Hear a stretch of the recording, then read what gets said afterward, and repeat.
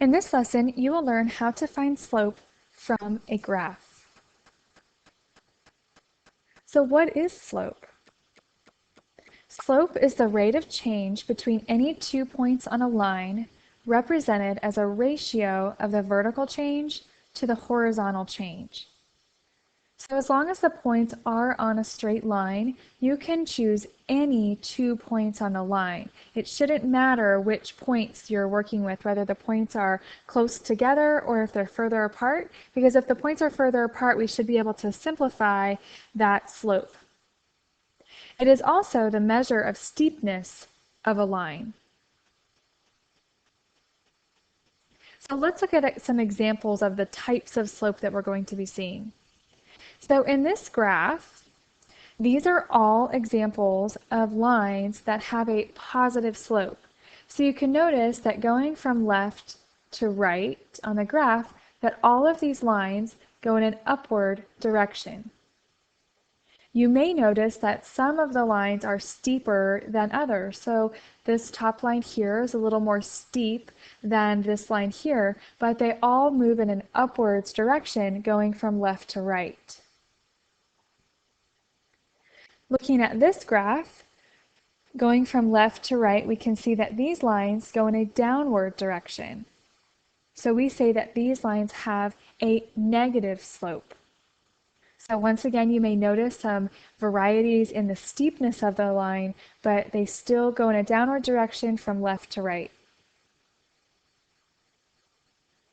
All of these lines here we can see are vertical lines, and we say that those have an undefined slope, and we're going to investigate that a little bit further in just a minute. And then we have these lines, which are horizontal lines, and we say that these lines have a slope of 0, so they have no slope. So here are some steps to use to find slope from a graph. So our first step is to find 2 points on the line. We will always start with the point on the left side of the graph.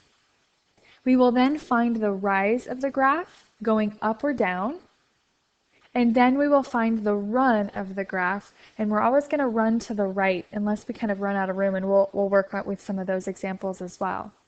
And then we can simplify if possible.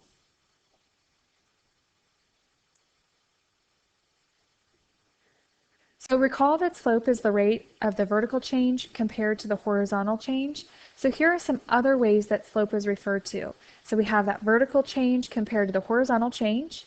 We have that change in y. So if you think about your y-axis being your vertical axis and your horizontal axis is your x-axis.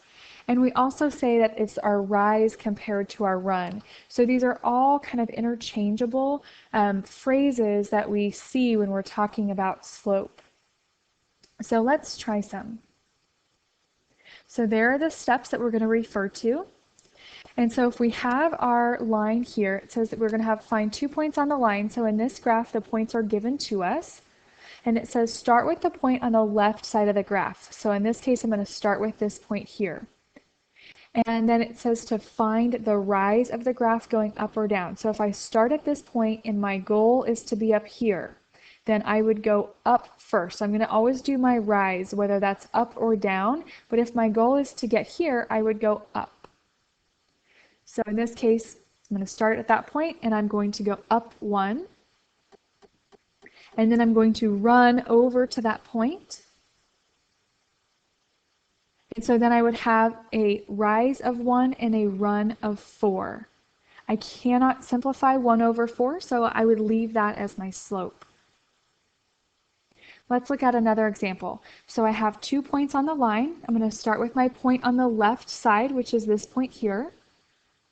In order to get to this point, I want to rise first, so going up or down. So in this case, to get to this point, I would need to go down.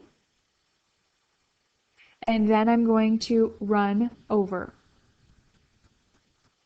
So in this case, I went down 4 and I went over 2. So if we see that we went down 4, so noticing that our line went down there, we would have a negative slope.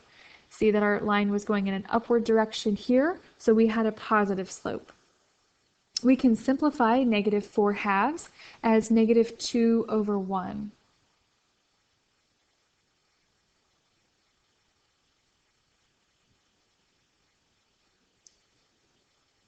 Let's look at another example. So in this example, we don't have points identified on our graph.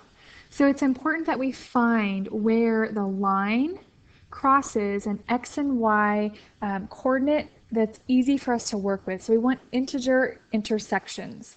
So I'm going to start with this point here, which is the point -4, -2.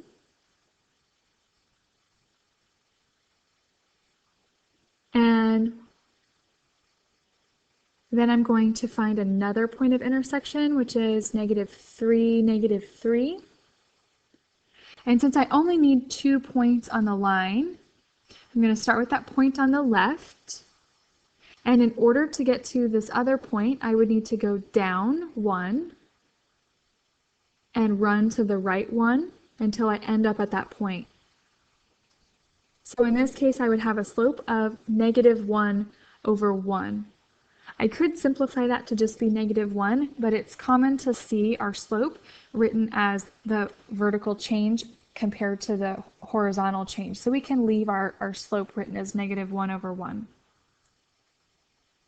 Okay, let's look at another graph. So I need to identify some points. So I'm looking for where the line crosses an integer point of an x and y coordinate.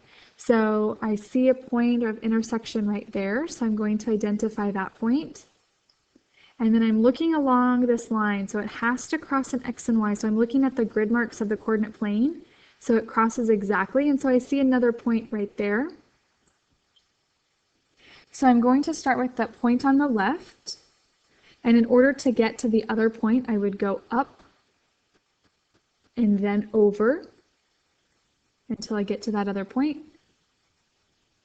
And so I went up 6, so my rise was 6, and my run was 1.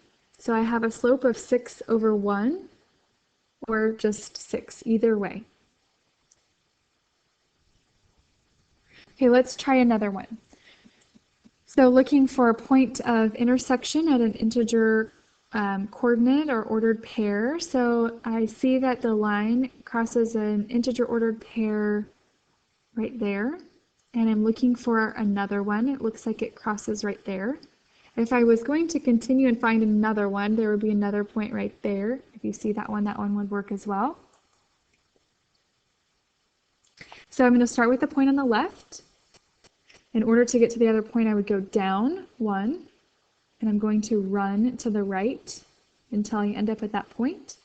I could also continue and go down 1 again and run to the right the same number, and we can see that we ended up at that other point. And that's why it doesn't matter which 2 points we use. If we were even to use the furthest 2 points, we would then go down 2 and over 6, which we would simplify to be the same slope that we got. We can notice that our line, if we go down, that would result in a negative slope. We can also see that our line is going in a downward direction, which is a negative slope. So our slope is -1/3. We can also see that all of these, when we rise up or down and we run to the right, that these are making right triangles, which are then similar triangles, and they're proportional to one another.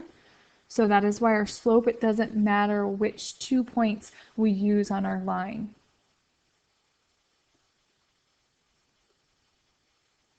Let's look at another one. So identifying some points. So it looks like there's a point at -2, -1, and another point at 1, 1. So, and it looks like there's another point up here if you chose to use that point, and it looks like there's one there. So it doesn't matter which 2 points you use as long as they are at that integer intersection of your coordinate plane where you can see that they cross those grid marks. So I'm going to start with my point on the left. In order to get to this point, I'm going to go up 2, so my rise is going to be up 2, and I'm going to run to the right 3. Until I end up at that point. So my slope would be a +2/3. So notice that my line is going in an upward direction, so my slope is positive. So here I have a vertical line So I can find any point on this line where it intersects an x and y coordinate at an integer place. So there are a lot of options here, so I just chose those 2 points. So I'm going to start at this point, and we can see that in order to get to the other point, I'm going to rise up a given number. So in this case, I'm going up 3, but I'm not running over any when I get to that other point. So when we see that in terms of slope, we have 3 over 0, or 3 divided by 0, and we cannot divide by 0. So that's why when we have a vertical line, we say that our slope is undefined. So make sure that when you have a slope that comes out with a like this as your ratio, as your rise over your run, or your vertical change and horizontal change, that you write that that is an undefined slope. And so you should recognize that an undefined slope is a vertical line. So if we look at this graph here, so I picked some points on this line. Start with that point on the left, and I'm going to rise up or down first. And if I realize that this is on a horizontal line and I can't rise up any, but I can run over 2 places before I end up at that other line. So my rise would be 0 and my run would be 2. So I can divide 0 by 2, which is just 0. So that's the difference between an undefined line, which is a vertical line, because we can't divide by 0, and 0 divided by 2, which is 0, which results in a horizontal line. So make sure that you're careful when you're looking at those 2 different situations.